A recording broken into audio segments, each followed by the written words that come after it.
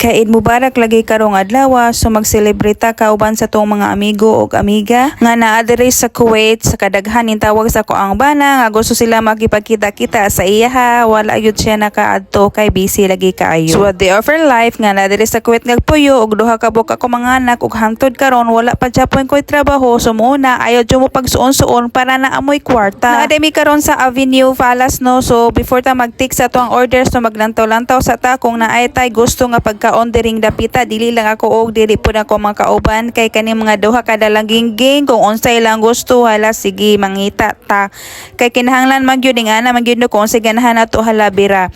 So napod sila yung mga sabaw-sabaw diri og napod sila yung mga salad-salad, so okay lang salad, ganahan ko anilang salad pero ako ni mga kauban ako kay mga pilian man kaayo.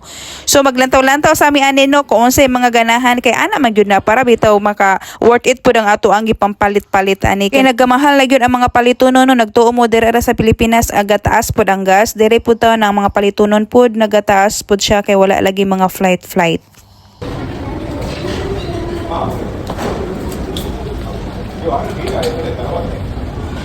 So wala sila ganahe sa pagkaon no, so mga to na lang mi sa Kuwait City kay dito daghang pag mga Arabic food.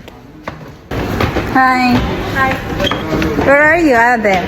Mga ulawon kani ako mga kauban no, mga gwapa mauntani sila dili na kinahanglan mga filter pero mga ulawon kay basta na mga kamera ambot lang. So naabot na mi Kuwait City no, so largo na gyud kay gipanggutom na gyud ni mga bata lagi kay mao gyud na ilang hilig.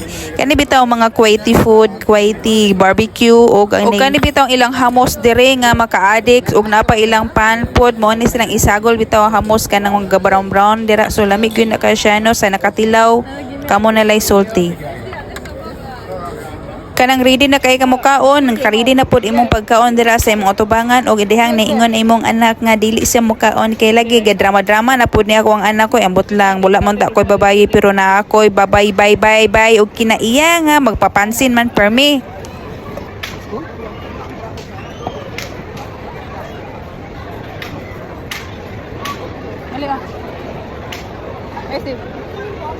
Okay, don't eat too much, okay?